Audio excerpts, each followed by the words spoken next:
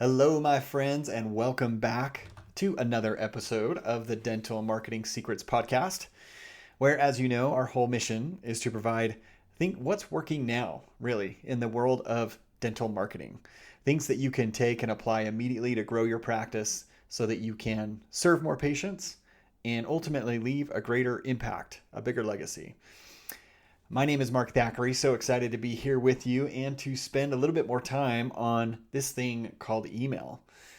And I know it's not, a lot of people shy away from email. They think it's dead in the water. It's been gone for some time, a dinosaur. But I'm here to tell you that is not the case. In fact, a lot of our clients see a huge return, and this is true not only in dental but in a lot of industries. The return on investment with email versus other marketing channels is significant. It's the best one out there, actually. I think it's Forbes said 44-to-1 ratio ROI, $44 back for every $1 spent on email. And a part of that is because, like we talked about last episode, is the relationships that you've built.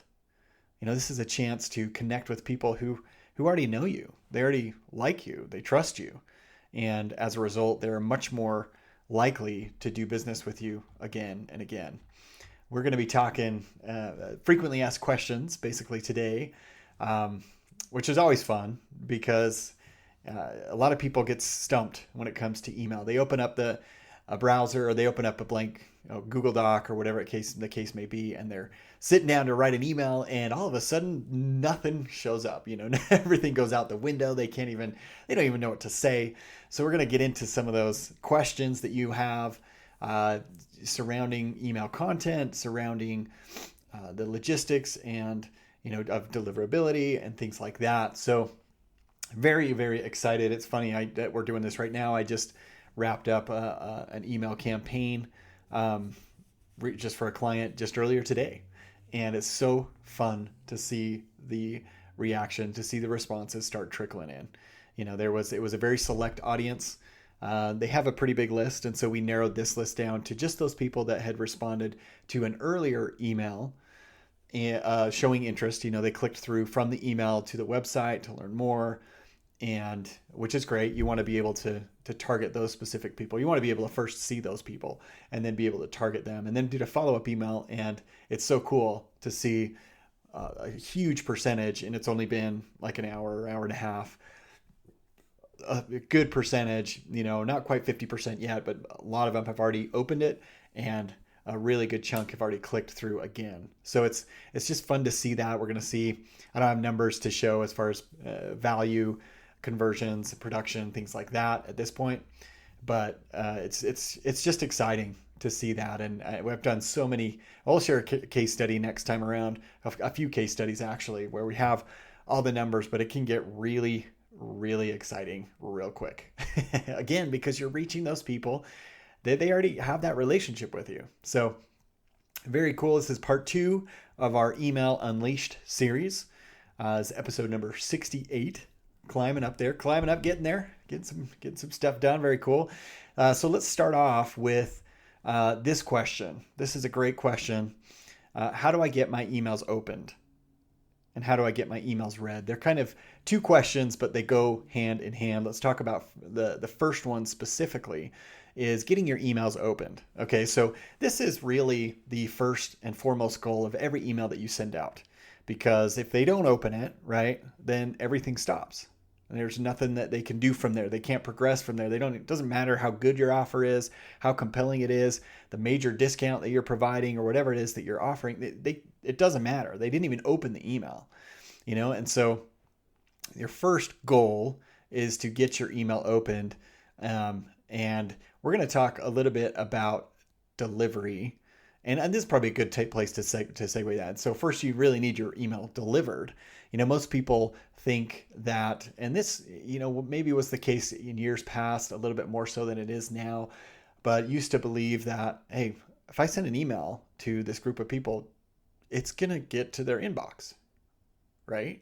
And it's that assumption that it just goes through and that technology works and there's no, there's no black hole that suddenly your emails fall into.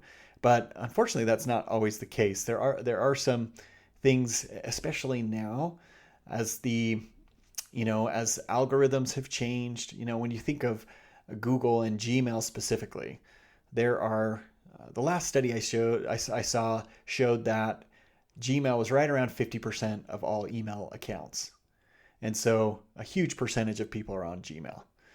There's other ones too. You've got still some people holding on to Yahoo and other, Outlook and things like that. But then when you count all the business emails that are filtered through the G Suite, the Google Work, the Workspace Suite, whatever that's called, G Suite, Gmail accounts for the vast majority of those. And so they also have, I don't know if you've seen this, but if you have a Gmail account, you probably have at some point.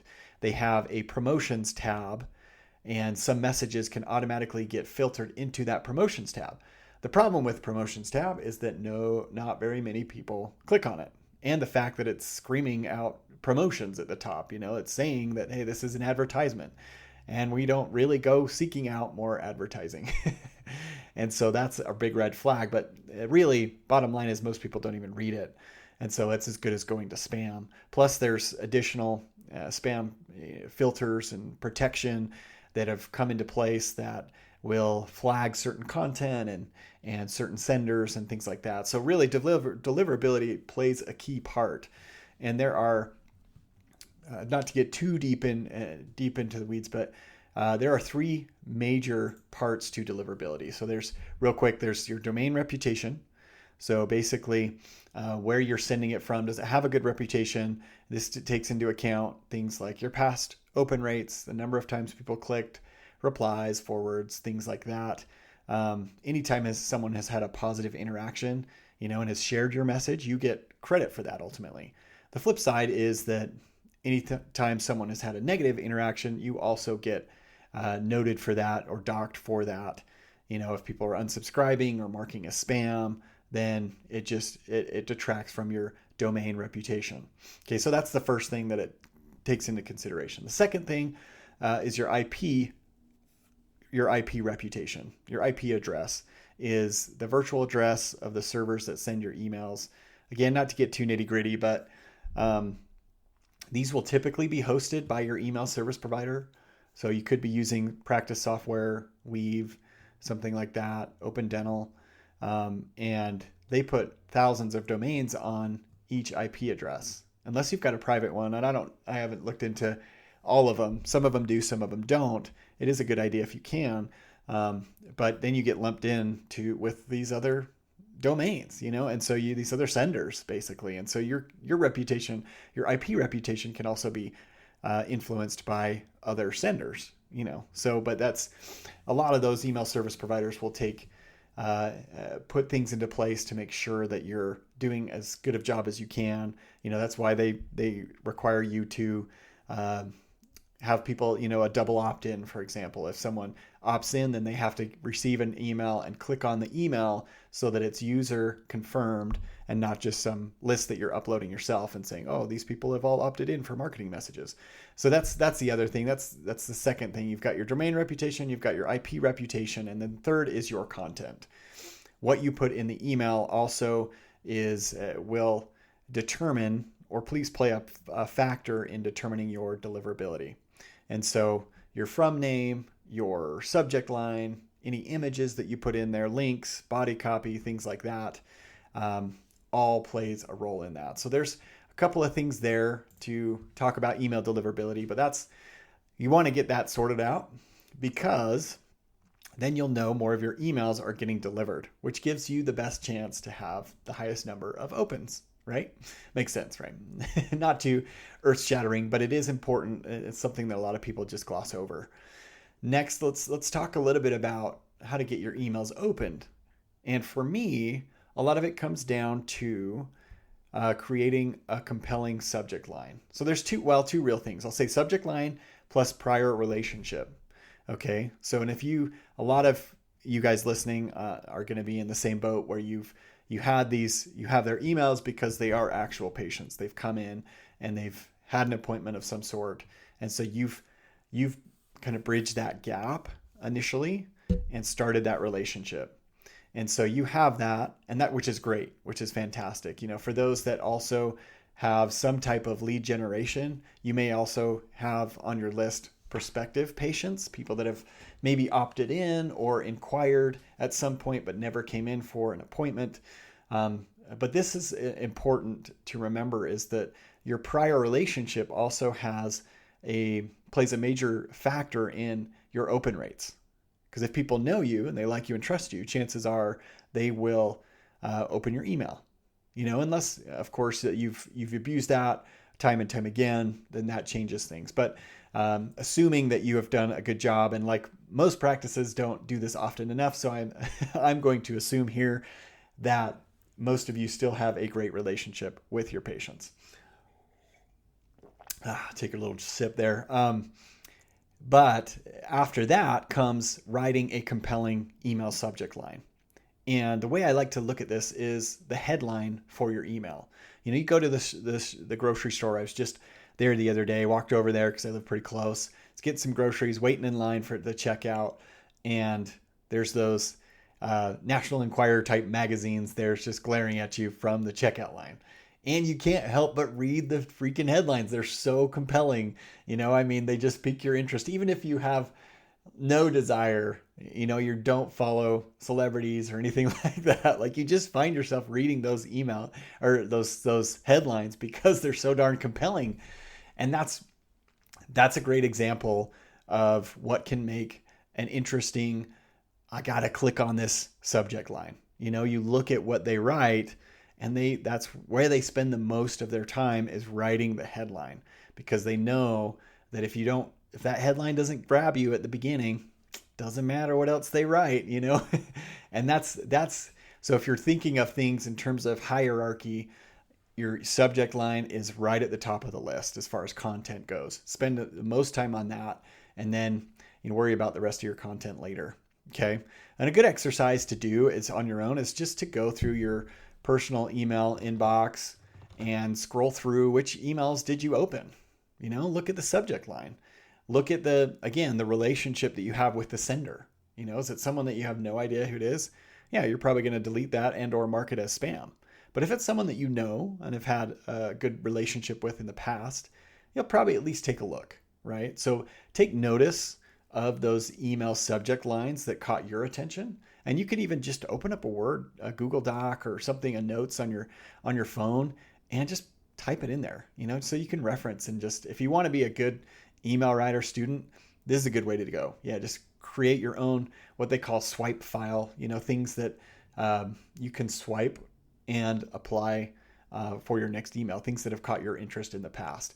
Here are a few that we've done in the past that have worked really well, both for ourselves and for clients. One of my favorites was this: overheard this at 1 a.m. ... And it's like, wait, what? What did he hear? At 1 a.m. And so has that natural hook that pulls you in, makes you want to read more. Another one, never thought this would happen. Another one, sad but true story. I like this one, 1-star review. That's a great one, just because most businesses are not they try and sweep that under the rug. Anytime they get a negative review, they're trying to hide that with all these other positive reviews or get it removed. They try all sorts of things to make it so that doesn't come up with other, patients or prospective patients. So this one really catches people off guard. And so they 1-star review, what are they, why, what? And they'll open it, and this can be a great topic if you ever get one to turn it, maybe it just wasn't the right type of patient. And you can detail, why this wasn't a good one, and you can kind of spin it that way and turn that into your advantage, where you explain the differences between you and other providers, and maybe, and in this case, this patient, they're not a good fit for us. Here is a good fit for us, and so that's a good way to kind of spin it, not spin it, but just turn it around and turn that into an opportunity to really reinforce your identity, as opposed to seeing it as a bad thing that you're trying to hide. couple other headline or subject lines: the ugly truth about crowns, ...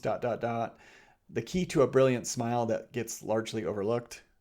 The day it all changed for me. That's a great one if you want to tell your personal story of why you got into this field. What motivated you to change your career path or to go into this, or what keeps you going day in and day out and gets you excited to wake up in the morning. But you'll notice as I rattle those off, a lot of those subject lines are curiosity based. They really reel you in because you want to finish that thought. Your mind naturally wants to see the ending of that. That's why a lot of times people they're so eager when they're reading a book, they just skip ahead to the last chapter to see how it all gets resolved. We just have to finish that loop. We have to close that loop. But the big mistake that I see a lot of people make is not spending enough time on the subject line.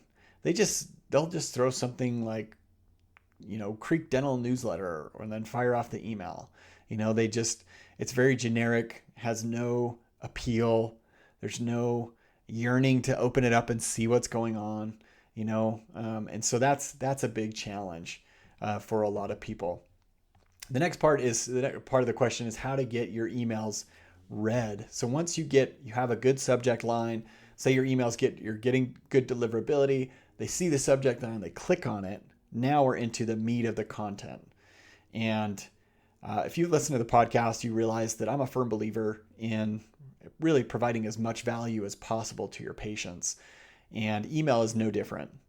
When you send value-driven emails, you are going to strengthen that relationship with your patients while also positioning yourself as the expert and someone they can trust. Essentially become the patient advocate, where you're looking out for their needs. You're helping to see what their options really are, including the option of not pursuing treatment, what that could look like for them on the end. They're looking to you for advice. And that's where you can really come in and hit it out of the park, because you do this all the time. You do this every single day, and these are easy questions for you to answer. And so this is a great way to continue to strengthen and build that relationship, is by providing value in your emails. And as you do this, the more you do this, patients, they come to expect something good whenever they see your message. You're training them essentially to expect information that applies to them and something that can really move the needle in their life, to help them in their life. And one of the best ways that I found to do this is through stories. Now, I did a whole episode on storytelling way back when. It was a while ago, number 15. And so if you want to go back, you can read that, or listen to that. Stories are extremely powerful way to get people's attention and keep their attention for the entire email or for the entire duration of a talk, for example. You see this all the time when you're in a group setting. You could be at a conference, you could be in a classroom, you could be a church, you could be any number of places where there's a public gathering. And as soon as someone starts to tell a story, everyone's heads raise, they stop looking at their phones, and they start listening. Because we love stories. They're a magnet, and they attract us to them. We just want to hear what happens. And we've used stories, in the history of humans. We've used it for centuries, to pass down information and lessons and things like that. So whenever you can use a story, the better. And in fact, that's what we do for a lot of our clients, is we'll do story-based email content because people love hearing them, and they don't have to be these life-changing stories where you almost died and someone came to your aid right in the time of need. No, it could be very everyday stories, like how, hey, this happened when I dropped my son off at school. I don't have a son, so that wouldn't apply to me, but but just like that subject line, I shared this what I overheard at 1 a.m. And it goes on to talk about these people when we were out camping, that they kept talking and talking at 1 a.m. and it's a funny story, but that's what I'm talking about. You utilize these stories to reel people in and to then provide a lesson or a point at the end. So that's a great recommendation on how to get your emails read. Again, kind of three parts there. You've got deliverability, you've got the subject line, and then you've got the content. So value-based content, whenever possible, utilize stories. Okay, so big questions there. Next question is, how should my emails look? I think a lot of people get hung up on this too. They want to make them really kind of shiny and they look really slick. But I personally disagree. I don't like those because for me, they scream advertisement. They scream sales. They scream pressure sometimes. It just looks like an ad. And as a result, we're trained ourselves to block out advertising because it's so rampant. We have to, in order to function and get through our day, really, we have to be able to block out ads. Otherwise, we'd just be spending time on this pitch and this product every single day. So for me, whenever I see that, I naturally tune out, and I'm not saying that your emails have to be butt ugly, but you should test it. It could be something that you test and see. Some people they intentionally make their emails or their design a little sloppy just because not sloppy, but it looks unprofessional because it catches people off guard. My personal approach is to make it look like a personal email, like something you just got from a friend. If you were going to type up a quick email response to your best friend, what would it look like? Would you put in a picture? Yeah, maybe sometimes. A GIF? Yeah, maybe sometimes. Would it have a header that has your logo and all the things that you offer? Probably not. Definitely not for me. So think of it like that, because we love personal correspondence. Whether it's actual mail in our mailbox or email, we love to hear from people. People that we like and trust. And so as much as you can make it look like that, it's going to feel more like that too when it looks more personal. Okay. So that's kind of a simple answer there, but it's also important. Some people they make it look too flashy with lots of different colors and things like that. And that kind of goes into our next question of, well, do you use bolded text? Do you use italics, emojis? And yeah, you can if that's your personality. I would keep it consistent, but also a plug for the language that you use. Think about how you would talk to a friend, or think about how you talk to a patient when they're sitting in a chair. You don't all of a sudden, hopefully you don't do this, but you don't all of a sudden use this flowery speech and you're all this, very, very high level jargon that they have no idea of just to impress someone. You speak in everyday conversational language, and that's how you should write your emails. You want them to feel like a conversation, and not. So a lot of people get really hung up on that. They feel like they have to use flowery words. They maybe overwrite, and they don't. They just don't keep it simple. And so yeah, you can use bolded text, you can use italics for emphasis, but keep it simple. I wouldn't make it so like tons of bolding like in 6 different places, and then emojis and italics. That can feel a little busy. And so just go back to that kind of, what would you do in a personal email approach? That always will guide me when I'm making those decisions. Also, in terms of looks, I prefer just basic black text on a white background. Again, just like a personal email. If you're mixing it up and trying to use, an image that has all your text on it plus some graphics and everything, then sometimes that doesn't even show through on the email. And if they can't read it, it doesn't do any good. They're just going to get annoyed and possibly unsubscribe or delete your email, and so keep it simple. Black text, white background if you're unsure. Another thing too about formatting and general design and looks is don't make your paragraphs long. Keep them short and sweet. You just want them to be zipping through line after line. I know it's not correct, from a professional writing background, but You want people to see that, hey, oh, I can just skim through this. Like I'm cruising already, and it's like a slide where they start to get going and then they have so much momentum. They're not going to stop. They're going to go all the way to the bottom. Right. And so that's what these short, punchy sentences can do.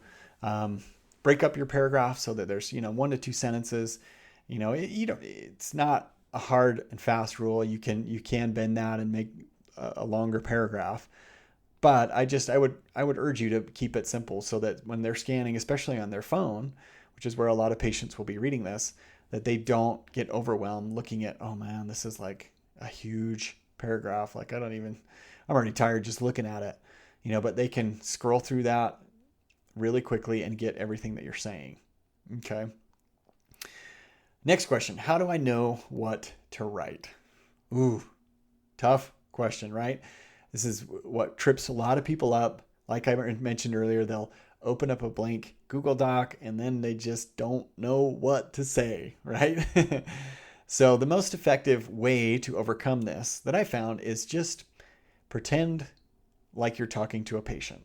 Pick one of your favorite patients and imagine that they have a specific question about, maybe it's a certain treatment. Maybe it's Invisalign, or maybe it is crowns or sealants, or whatever the case, whatever topic you want to focus on. Just imagine a patient coming up to you and saying, well, you said I might need this. Tell me more about, what does that mean? All the questions that you can imagine that they might pose, and then just tell it to them straight. Explain what their options are, just like you would if the patient was right in front of you in your chair.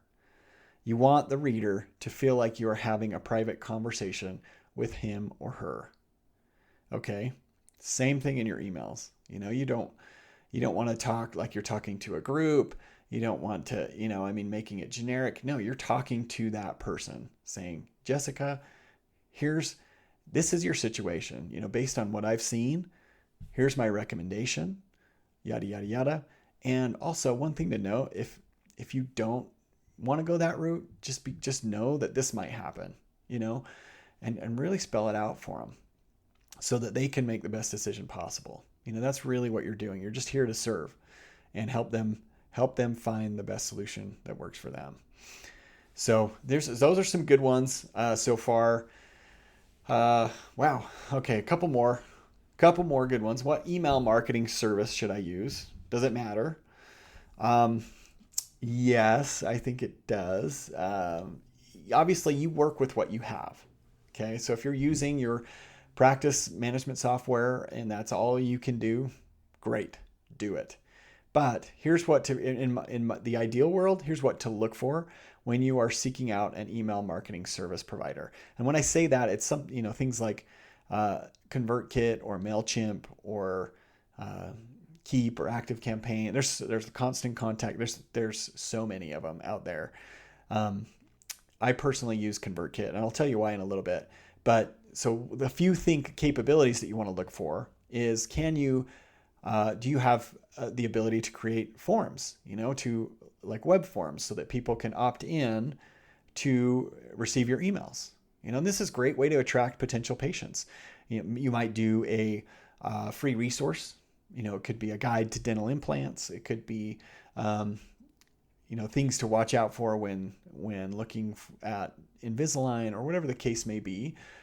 You want to have that ability to attract potential patients and retain them on your email list. So does it have those ability to create forms and embed those on a website or a landing page? Customizations. When you're writing emails, do you have the ability to customize, and add dynamic fields like first name, last name, things like that? And it sounds simple, and that is a very basic feature for a lot of email service providers, but I've seen some very, very popular ones in the dental industry that don't even do that. Oh my gosh, you guys, it just kills me because, again, going back to the importance of making this feel like a personal conversation, if you can't use their name, it makes it a lot harder. So that's definitely high on the list. Is it user-friendly? When you log in, is it easy to navigate? Can you find where to write a campaign? Is it easy to pick out the list of your audience that's going to receive this email? It's got to be simple that way. It shouldn't be a headache. It shouldn't cause you grief every single time that you log in and try to send an email. Reporting. Reporting. If you want to get really good at this, you have to understand your numbers. You have to see what is relevant to your audience. What are they clicking on? Are they responding to this? Are people unsubscribing? Things like that. And if you don't have the ability to report, you're never going to know. So that is definitely a key capability you'll want to look for. Segmentation and tagging. So the ability to narrow down, or the ability to identify certain patients or prospects that meet certain criteria. So what I mean by that is, let's imagine that, and I was using this example before with our client that just ran this campaign. There were we gathered a list of people, over the past couple of weeks that had clicked on something in the emails that we'd sent prior about this particular campaign, about this particular service, this treatment, right? And so now we have that. It's a smaller list, of course. It's not the entire patient base, but it's the warm leads, basically, those that are engaged, the engaged list. And then we'll send a different email to them because they've already shown interest. They're much more willing to take the next step, and we can create a custom thing just for them, which is going to be more relevant. And for those that it wasn't pertinent to before, they don't get it. They don't get that. And so they're not annoyed by it, right? It's best practice, really. And so you don't want to upset your audience by sending them content that doesn't make sense for them, right? So does your email service provider have the ability to segment, to tag, and things like that, so that you are sending the right message at the right time to the right person? Next, automations. Can you create automated workflows or sequences so that they run without you needing to press send? Okay, and what I mean by that is, let's say you have a welcome series. Let's say that you have, as soon as someone gets marked or tagged as a new patient, then they get this welcome series. They get a welcome email that explains more about your practice, how excited you are to have them as part of your dental family, and really positions yourself, again, kind of reinforces your brand identity of, this is what we're known for. We're excited for you to experience that time in and time out, kind of thing. But also sets the table for expectations moving forward, and just say, because we care so much about your oral health, and we're a big believer in education, we send out a monthly email, or whatever the frequency is. We send out 2 emails a month to help you understand more of the treatment that we use, or how to better care for your teeth and your oral hygiene, something like that. So can that be automated so that once you set it up, that works automatically in the background? That's a big thing, and can really help drive new blood into your practice, and also help retain your patients, because they're seeing exactly why they chose you. That's being reinforced through this welcome series, or through automations down in the future. As I mentioned before, I love ConvertKit. I'm actually an affiliate for ConvertKit. I've used tons of different ones, you guys, and I love how simple it is. It's got the capabilities that I listed, and a few more. Plus, it's reasonable. It doesn't break the bank. It's not free, but it's super inexpensive. But and I'll put up a link if you want to grab it, off my affiliate link. Awesome. I'll get a couple dollars or something, whatever it is. So it's not a big deal, but I do like them because of the interface. We talked about it being the requirement for it to be user friendly. It's very visual. It's used by a lot of creators, and because it's so visually based and visually oriented. But I found it to work really well. So ConvertKit's a good one. There's lots of other ones that are capable. So take your pick. Obviously, do what works for you. And if you have, like I mentioned, if you have to, just use your your practice management software. But again, I would highly recommend you look at something that is email specific, and has a lot of these functionality to it. So next question, almost finished up here. How often should I email my patients? Last question, actually. How often should I email my patients? Great question. No real answer, definitive answer, but I should set a baseline at least, you guys, at least once to twice a month. And some of you are like, what? No way. I don't want to annoy my patients. That is crazy. They don't want to hear from me, blah, blah, blah, blah, blah. I'm calling that's BS. You know, I mean, maybe they don't want to hear from you if you send crappy content. Totally. I get that. But they come to you for a reason, you guys. You have to realize that there are so many options when it comes to receiving dental care. Guys, I pass like 4 of them on the way to my dentist, and they are literally like a mile away. I can pick and choose whomever I want to work with, but I choose my dentist because I like him. You know, I'm sure he does a good job and that's important, but he's also a cool guy. Like I like working with him, you know? So you have to remember that, you know, and they, if you can share stories and insights and build on that relationship, they're going to want to hear from you. So that's why I say at least once to twice a month. Plus it's because that's going to help in so many things. It's going to help with scheduling treatment. It's going to help with generating referrals, and they're going to remain patients longer. So there's so many great things that come from that. You're also going to get direct feedback. I mentioned this in the last episode, but you're going to get feedback from patients that will turn your head. You know, it'll make you stop and think and realize, I never thought of it that way before. And it can modify, you know, it can help you modify your approach so that you explain it better in the future, which can have an enormous impact on your practice in the years moving forward. So really, really cool. But the bottom line that I've seen, just the one takeaway, is the more you email, the more production you generate. Period. Hard stop. It's just how it is. Yes, you will get people unsubscribing. Boo-hoo, who cares? Kind of thing. That's my attitude. And I know it can be hard at first because you feel like it's a personal, it's like, oh, what? Like I offended them, or maybe they don't like me, or whatever the case may be. That's not the case. Just be okay with that there will be people that unsubscribe. That's okay. That's okay. They're likely probably weren't reading your emails either. So it's okay. Just get over that now and you'll be much better for it. All right, you guys, I'm going to wrap that up for this episode. And if you have any other questions, just shoot them off to me. I'd love to hear you, or post them in the comments or anything like that. I'm happy to answer those as we finish off this email series. Like I said, we're going to talk a little bit about, we're going to show some case studies next time around and get into some numbers and why on earth you should be doing emails. It's so fun. Once you get into it, I love it. I think a lot of people do too, because they start to see that relationship extend from just the office, this, once or twice a year in office, to outside of the office via email. And that's very, very powerful. Super cool. Super cool. All right, you guys, make it a great week. And let me, post a review. I'd love to get a review too on wherever you're listening to this podcast, but that always helps, people discover this in the future. Hopefully it's giving you some type of confidence and clarity and direction.